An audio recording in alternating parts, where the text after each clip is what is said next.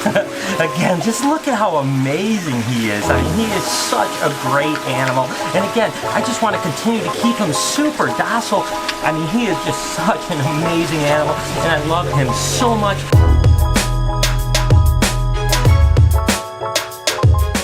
Hey, good morning everybody. Welcome to the vlog. I kind of feel like a broken record here, but we are getting more snow here in Michigan. This winter has definitely been a cold and snowy one, but it is absolutely incredible out of here. What do you say we head over to the shop and get this day started? I'm going to check in with the crew, see what's going on here at BHB. Definitely going to be spending a little time with RJ, my friendly alligator, and maybe talking to you a little bit about that relationship and how I continue to try to keep him tame, because hey, he's eventually going to get a lot bigger and nobody wants a 10 or 12 foot angry alligator. So it's important to continue that bonding and relationship with them, and so I'll spend some time with that. I also have a package coming later that I'm pretty excited about that will hopefully make the vlog better, some future production better. I don't know how it's going to go, so we'll definitely get into that later. Regardless, I hope that the start of your day, or whenever you happen to be watching this video, is absolutely incredible. Let's together have an amazing time and push all our problem sides for the rest of this vlog. Do me a favor, go down in those comments for me.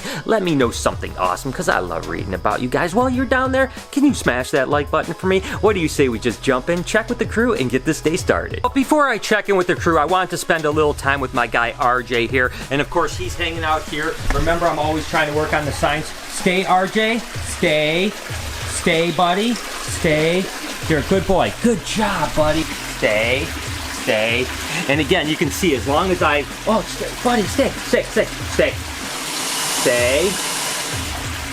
As long as I don't go after him, he's going to be fine. He realizes that, all right, that stay sign means to stay. I got a little bit close without actually using the stay sign, so I've got to continue to work on that. But in a few minutes here, I think I'm going to go ahead and let him get back in the water and spend some time with him here. Continue to habituate him to just constantly be in contact with me, both out of the water, in the water, and all that other stuff. We can see actually Bowser is out today as well, so he's over there. So me getting in the water, which I like to do at least once in a while, so that when I go in there, he's not defensive against me. Bowser usually is away, so he's the one I'm more concerned about than RJ. So I think I'm going to go ahead and get in some shorts and go spend some time with RJ in the water. What do you guys think?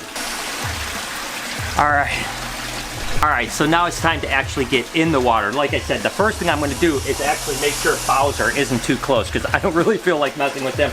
And then I'm going to go hang out with RJ a little bit. Okay, RJ, you want to come back in and go some swimming with me, buddy? What's up, bud? How are you? How are you today? Hi, buddy. It's okay, bud. It's okay. It's okay. Oh. RJ, it's okay, bud. Come on, let's go back in. Let's go swim for a little bit, okay? All right, baby. He is so freaking awesome. And again, what I want to continue to stress to you guys is that how important it is to just really kind of continue to habituate these animals. I mean, anybody that works with animals, especially bigger animals, has to understand that it's important to continue to have that relationship. The more that he's used to me in his pond and out of his pond, the better he's going to be. And this is all about setting himself up for when he gets much, much bigger. Because again, right now I can a little bit handle him in a way, but when he gets a lot bigger, he's not going to be something I'm going to be able to handle unless he's already knows the drill. And I've been working with RJ since he was just a little tiny guy, so I want to always continue to do that. And again, it's on all levels. It's when I take him out, I do certain things. Now getting in his pond with him, just like I am right now, and I'm going to just continue to kind of swim around with him and let him just kind of feel comfortable, the fact that I can get into his environment and he's not going to freak out about it. Come on, bud. It's all right, bud. Right here with you. It's all right. Again, just look at how amazing he is. I mean, he is such a great animal. And again, I just want to continue to keep him super docile so that as he gets bigger, I can continue to work with him around people and they would understand that these animals are not monsters like so many people make them out to be. But I have to stress you, please, number one, whether you ever want to get a pet alligator, which is not for everyone. I don't suggest them as pets whatsoever unless you really have the space, the time, the knowledge, and everything else. But But also, if you ever see one in the wild, don't ever think you can do what I'm doing with RJ, because that's how people get hurt. You got to remember, I put thousands and thousands of hours into being with RJ just like I am now, and he knows me really well. Not to mention, I really do believe that there are certain alligators, like Bubba the alligator in Chicago, Jim Nessie's animals, certainly this one, and I've seen plenty of other ones that just kind of have a different temperament than most alligators, so they're much more easy to kind of keep docile and keep mellow like RJ. I mean, he is just such an amazing animal, and I love him so much. And I think when people see this type of interaction with an animal that is considered to be a killer or something like that, they realize, like, oh my gosh, these things aren't what I was expecting. They're super smart. You can certainly create a relationship and a bond with them. And I mean, just look at how awesome he is. That's a buddy.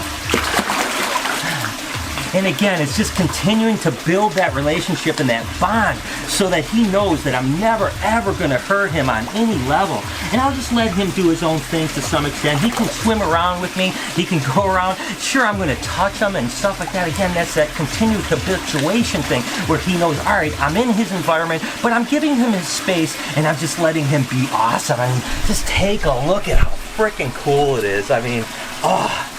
This is what I live for here, just spending this kind of time with him, and I love this pond for that, because now I can literally get in the water with him, and just like I am now, and have this relationship. RJ, you're such an amazing animal. Thank you so much.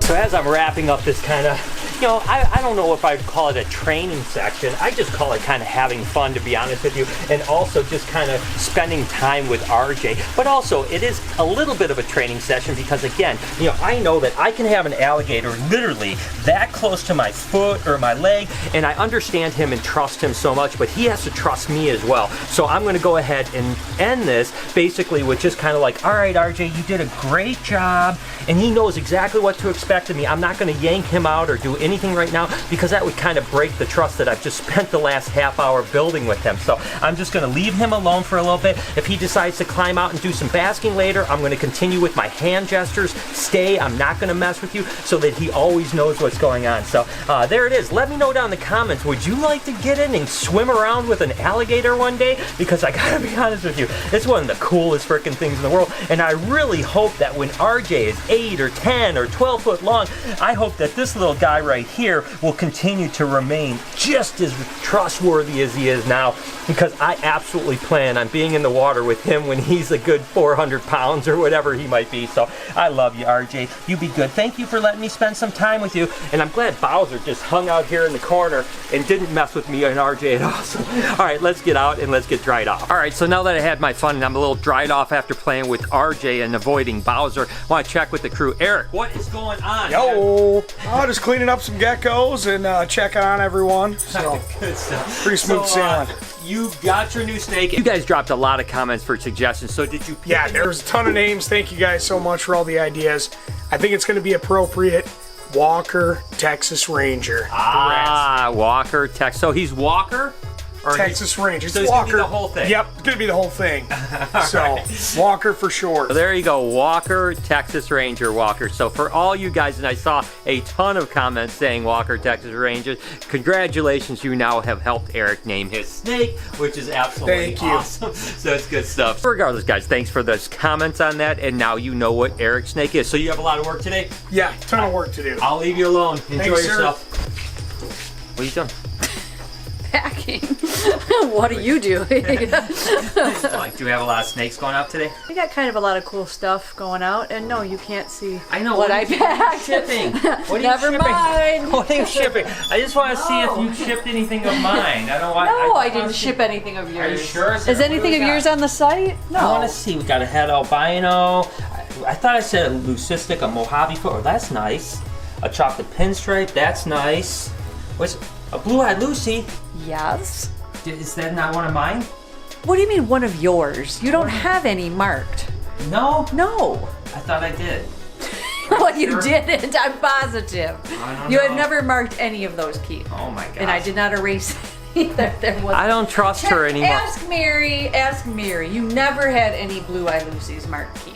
I don't know. It seems to me like I remember I did, but I don't know. Do we have geckos and colubrids going out too? Yes. Are you still packing those? now, yes. All right, don't pack any of my Dalmatian ones. I don't trust you. Earlier I talked about the fact that I had something coming in that would hopefully make future production kind of cool. It's something I've been wanting to mess with for quite some time, so let's just go ahead and open this box up and see what is in here. Again, I don't know a whole lot about this, so I'm just kind of learning. This is my entry level into this thing, and here it is. Look at this right here. Do you have any idea what that is? That's right, it says a 3D 360 VR camera.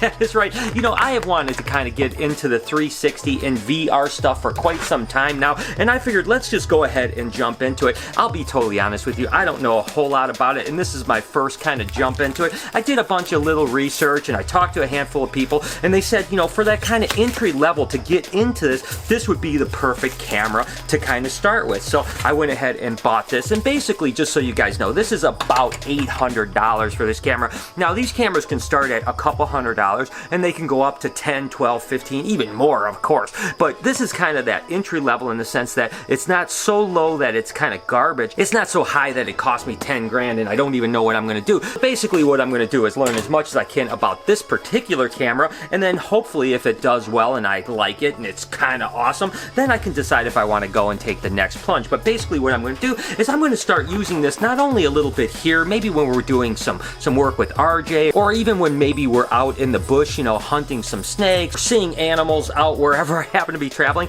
I can set up a virtual reality 360, and then I can upload it, and of course you guys can watch it, and that way you can kind of spin around and see and feel like you're actually there. I think it's going to be really neat. As for adding it to the vlog, I don't really think I can do that because there is a 360 version on YouTube, but the entire video has to be 360. But that doesn't mean that I might not do that sometime. Let me know that in the comments. Maybe I'll do an entire 360 vlog. I mean, let me know if you'd want me to do that. I'm completely okay with it if you guys decide you want to do it. Regardless, I'm pretty excited to just play with this thing. Again, I don't know how to use it. I've never known how to use a 360 camera, but I am certainly excited to kind of just check it out. And this is basically how it comes right here. It's in this case right here, and it's one of these cameras that literally has all these little cameras all the way down. And I could put it on a little tripod, I could put it on a monopod, and it basically records in a 360 degree.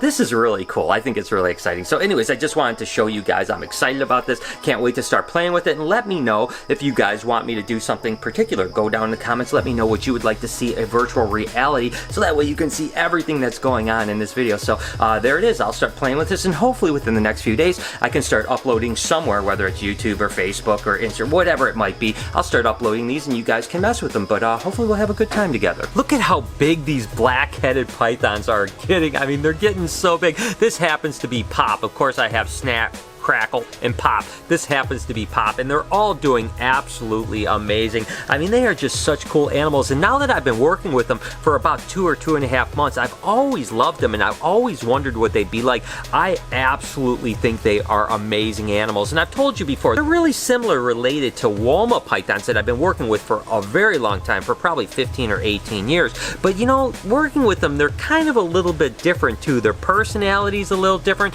their attitude towards feeding is a little different, and I'm not going to say I like them more than Woma pythons because I think that they're just a little bit different. Again, they're similar, but just a little bit different, but I love that black head on them. I just think it's so freaking amazing, and the fact that these guys do get bigger than Woma pythons is pretty exciting as well. But again, you don't want to overfeed them. You know, during the growth period, you can feed them pretty heavily, but once they hit like 5-6 foot, you really do want to slow them down, and if you feed a female too much, it's not going to be a real successful breeder. So with the Woma python, you might feed it like a large rat once a week. These guys, if you would feed it maybe 1 or 2 small rats every other week, is more the schedule that typically the successful breeders will do. So it's kind of weird that a larger snake would have smaller meals less frequently. It's just weird, but that seems to be the success that people are having. So regardless, I just wanted to give you an update. I love black-headed pythons, and I can definitely see getting more of these in the future. And with that said, I'm going to go ahead and end the vlog here and call it an evening. I hope hope that you guys have enjoyed it.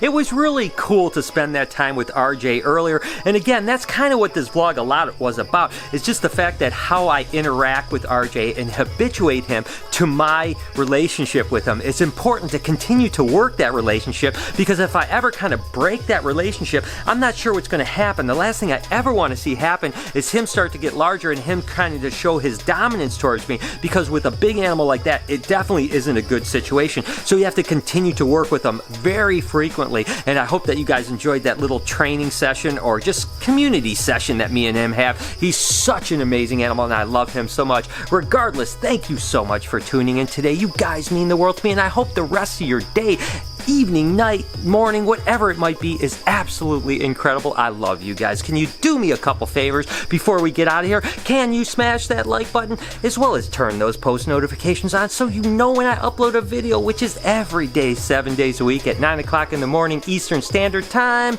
Remember to be kind to someone today, and I promise I'm going to see you guys tomorrow.